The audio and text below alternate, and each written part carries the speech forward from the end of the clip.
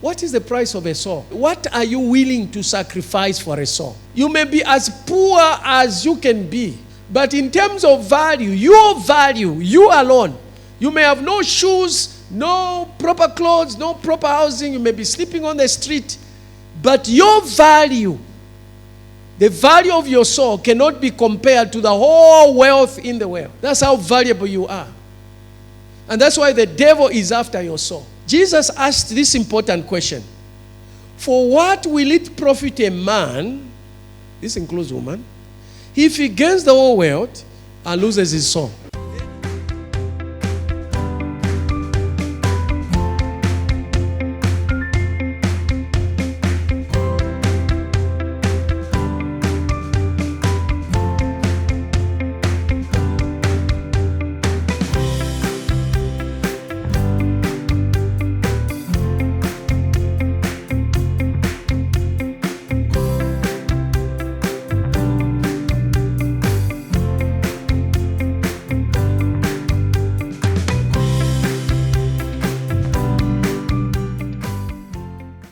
Things may be looking like nothing else is happening. Things might look like there is no evil or the devil is not at work.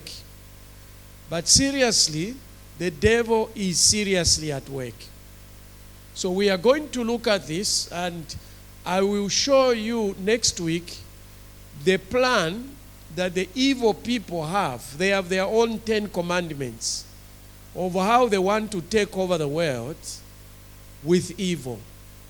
How they want to take over the world with evil. Now, I just want to read a scripture that is not part of the sermon.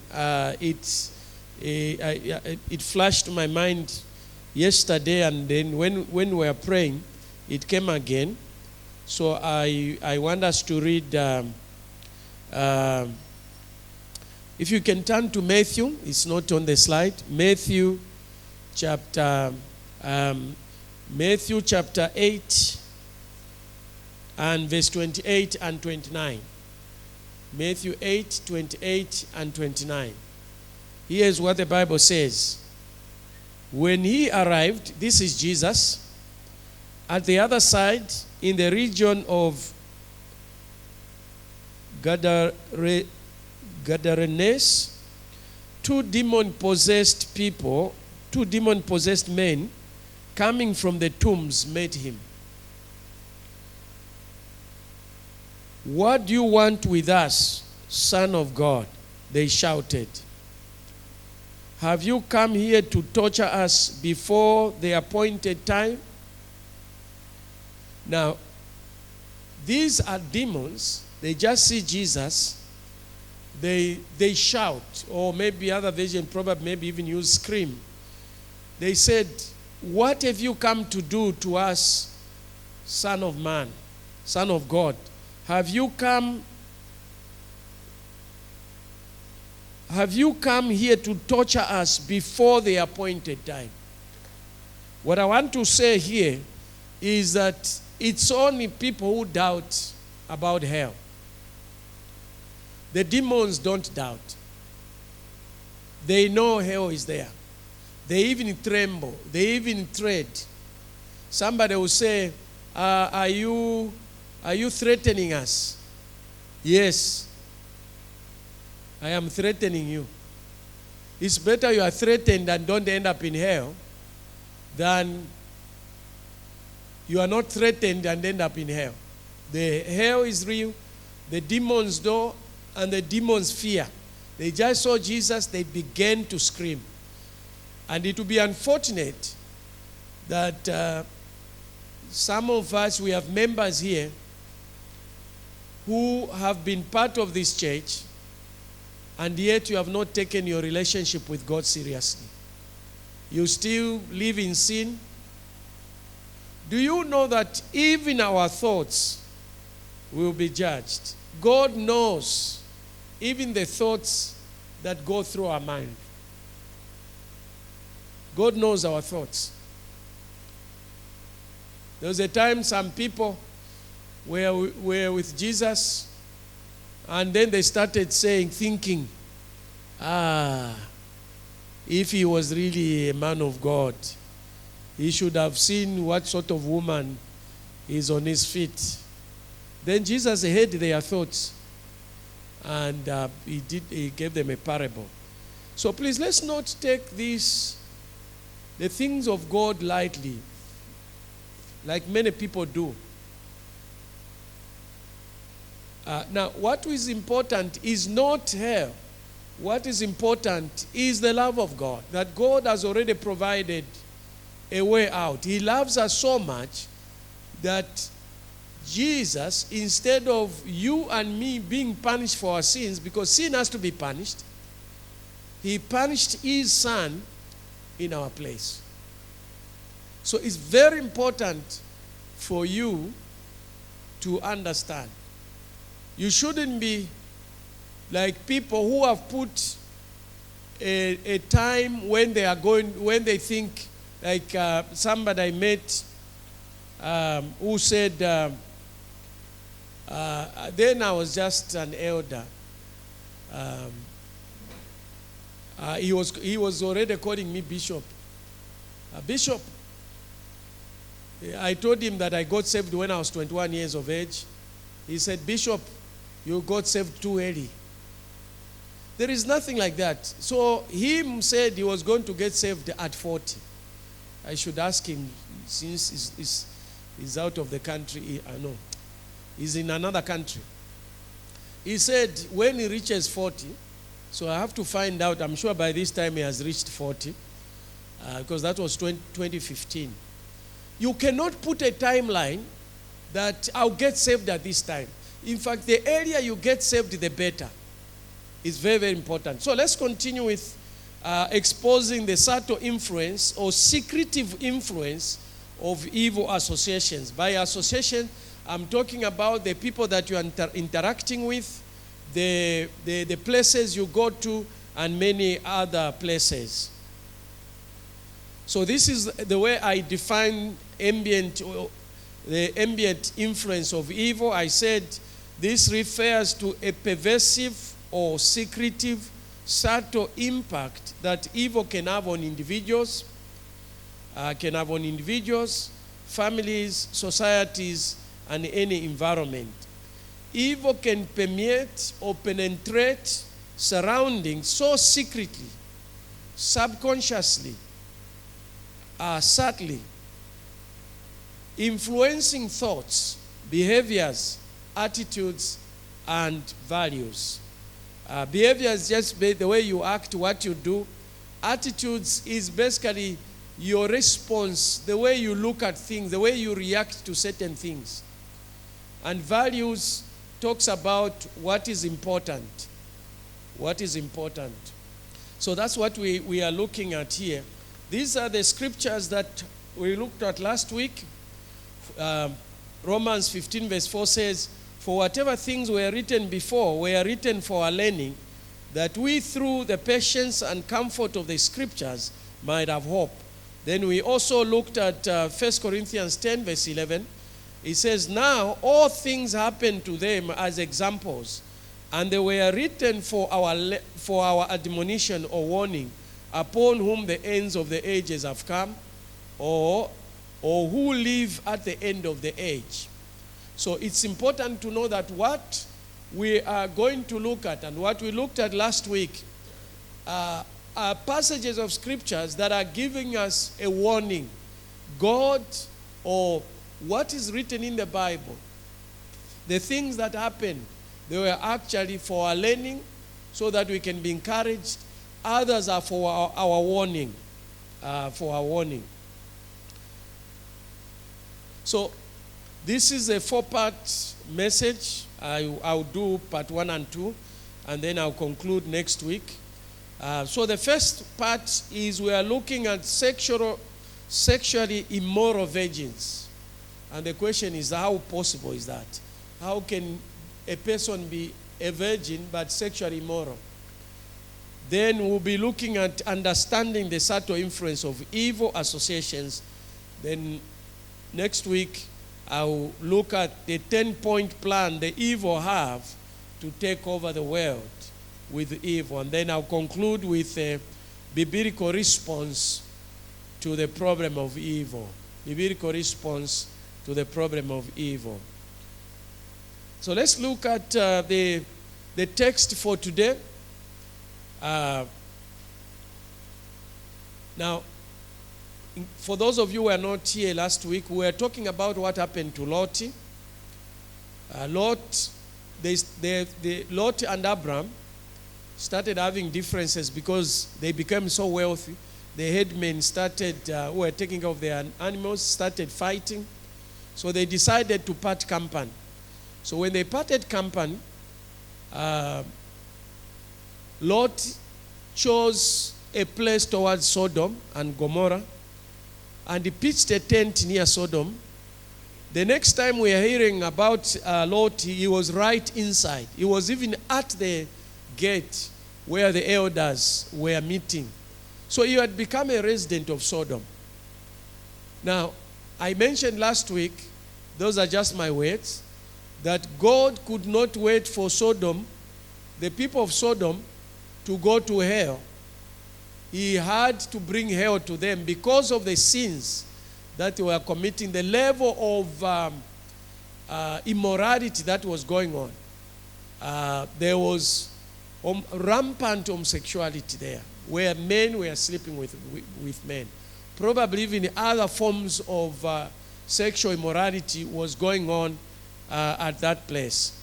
So God, based on the prayers of Abraham, sends angels in Sodom, and the men of Sodom wanted to sleep with the angels. So they came the day before. Then early in the morning, they whisked Lot and his family out of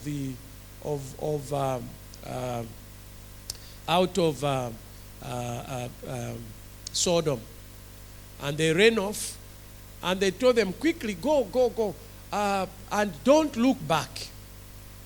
So they rushed off. The wife of Lot looks back and turns into a pillar of salt. As they were moving, Lot begins to negotiate with the angels to go to a nearby city, small city called Zoar. But they were told to go to the mountains. We were told to go to the mountains. So they end up there. So this is where we are. This is what we are reading now. Genesis 19, verse 30 to 37. Then Lot went out. They had gone in Zoar. They got, I don't know, they were scared. Then they left again, going back to the mountains, probably where they were supposed to go initially. Then Lot went out of Zoar and dwelt in the mountains, and his 2 daughters were with him, for he was afraid to dwell in Zoar. And he and his 2 daughters dwelt in a cave. Verse 31, now the firstborn said to the younger, our father is old, and there is no man on the earth to come in to us, as is the custom of the whole of the earth. So they made their father drink wine that night, and the firstborn went in and lay with her father, and he did not know she had laid down or when she arose. Verse 34, it happened on the next day that the firstborn said to the younger, indeed I lay with my father last night. Let us make him drink wine tonight also. And you go in and lie with him, that we may preserve the lineage of our father. So these 2 young women, it didn't matter what God said. It didn't matter how immoral what they were going to do was. What was important is what they wanted to achieve. This is where they say the end justifies the means. In other words, if I want to achieve something, it doesn't matter how I get it. The means is the way you want to achieve something. The end is what you want to achieve. So when we say the end justifies the means that regardless of the way I'm going to get something, as long as I I get what I want, that's fine. So this is what these young women did. Then they made their father drink wine that night also, and the younger arose and lay with him, and they did not know when she lay down and when she arose. Thus both the daughters of Lot were with child by their father. The first bore a son and called his name Moab. He is the father of the Moabites to this day. And the younger, she also bore a son and called his name Ben-Ammi. He is the father of the people of Ammon to this day, the Ammonites. I don't know what happened, whether they told him what they had done. All of a sudden, in the middle of nowhere, the daughters are pregnant. The daughters are pregnant. Maybe they kept it as a secret. Maybe they just said, no, there was a man who passed around, because there was no way such a thing would happen. So the first part I said sexually immoral virgins as the first part, because the question is, how could these young women, the Bible tells us that they were virgins, which means they had not known a man. And when you look at this, you now realize that they could do this because they were in Sodom. Because in Sodom, there were all sorts of things that were going on in Sodom, all sorts of perversiveness that was going on in Sodom. And even if they had not physically slept with a man, they were physically virgins, but they were not mentally virgins. They were actually immoral for them to come up with such a devilish idea. Probably maybe they had heard whilst in Sodom of how some of their friends, their fathers slept with them. Because you know that you can never sin without thinking about it. Every sin starts with a thought. And if you look at this, what we have read here, this woman, when you are doing what is evil, getting pregnant is not a problem. Getting pregnant only becomes a problem when you are doing what is right. Some years back, I went witnessing as a new convent. I went into the park in Kabwe. I met somebody. I started witnessing to him. I didn't know he was a Christian. Then he told me I was a Christian. He told me he was on suspension because he had impregnated a girl. And then he asked me a very stupid question. And the stupid question was, why me? All others do it, but why did she get pregnant? You see, you wouldn't even think that person is actually even remorseful for what he did. But we thank God, I got delivered. He's a man of God now. So, why me? Remember, this girl sleeps with her father. She gets pregnant. The other girl sleeps with her father also, gets pregnant. What is the probability of two people sleeping with their father and both of them get pregnant? So this is what happens. You may have kept yourself sexually pure. We don't know about what goes in upstairs in your mind. And you just try it once. And there are people who have maybe slept with a man or slept with a woman once, and the person got pregnant. So that is the danger. So you have to understand that when evil starts spreading, it knows no bounds in its capacity to expand or persist. Evil starts slowly, but it begins to grow. You may start with a small sin. It will start to grow and expand. Let's look at part 2, understanding the subtle influence of evil associations. So we should never underestimate the influence of evil in our lives. We should never underestimate that. Any of us, don't underestimate the things you watch. Don't underestimate the things you see. Let me repeat for the young men. Wherever you go, you'll find half-naked women. Please, don't start doing body viewing. Don't start doing body viewing. Those people are intentionally, the devil has intentionally made the world, let me put it this way, has intentionally made sex to look like it's the in thing. And he's enticing particularly men, because men's sexuality is tied to their eyes and thoughts. Men can be aroused just by looking at a picture of a naked woman or thinking about a naked woman. Now, when you just go out of here, let alone if you went to the mall, you see those people, even the designers, they've designed the clothes to make sure that the features of women come out. Everything is systematic, everything is intentional. So don't be caught in that, where you see this nakedness, and then you also start looking. You are even complaining. But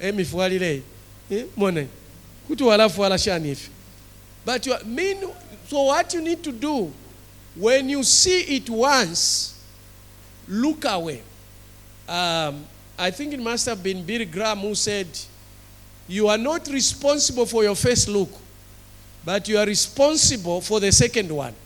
Because the first look is an accident, the second look is intentional. So it's very important, brethren, to understand that. Let's not underestimate the impact of evil on our lives. What is going on in the environment?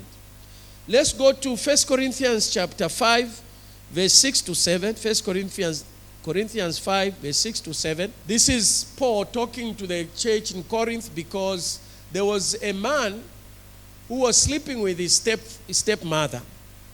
And the church had done nothing about it. So Paul writes to them that I hear this is happening. Instead of mourning, you are rejoicing. And then he said, you're glorying. It's like stepmother. I don't know, maybe what, because he's saying you're glorying is not good. Do you not know that a little leaven leavens the whole bunch, the whole lump? Therefore, purge out the old leaven, that you may be a new lump, since you are truly unleavened. For indeed Christ, our Passover, was sacrificed for us. Now, what the example that is giving here is that, yeast or baking powder, when you mix flour, you make a dough, and then you just need small amount of baking powder or yeast. The whole thing will, it can just be at the bottom of the pot, but when you put there, it grows and expands and fills the whole basin. And this is the example that is giving us to say when there is evil in our midst, we have somebody who is immoral, that evil can begin to spread to others. It contaminates. Now, I'm also saying when we are living in an evil environment, that evil, that's why I was saying ambient, it begins to spread subconsciously in the environment. Subconsciously in the environment. You are not even aware of what is going on. Because of so much evil that has penetrated, particularly through the media, you will have a situation that certain things that were an abomination few years ago are acceptable today. acceptable today. Today's generations sees nothing wrong with moving almost naked, with petting and kissing. I mean, these days, somebody would even ask you a question and say, what's wrong with kissing your girlfriend? Because you see, minds get polluted. And some of you have been watching TV from the time when you were young.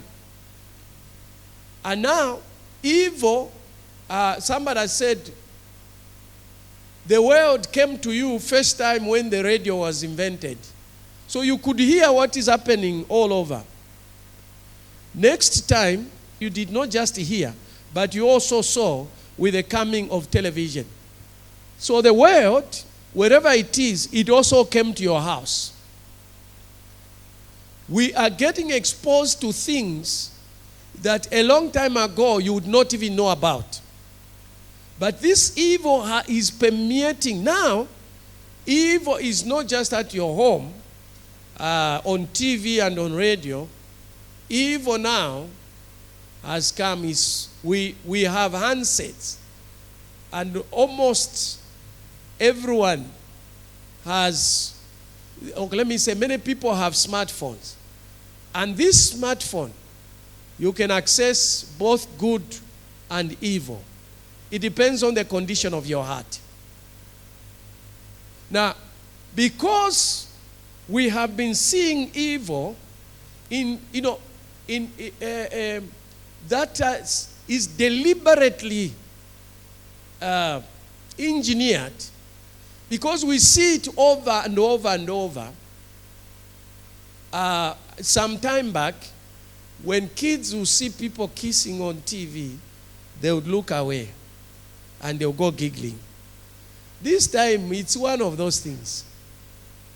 It's one of them. Why? It has become normal. They are desensitized.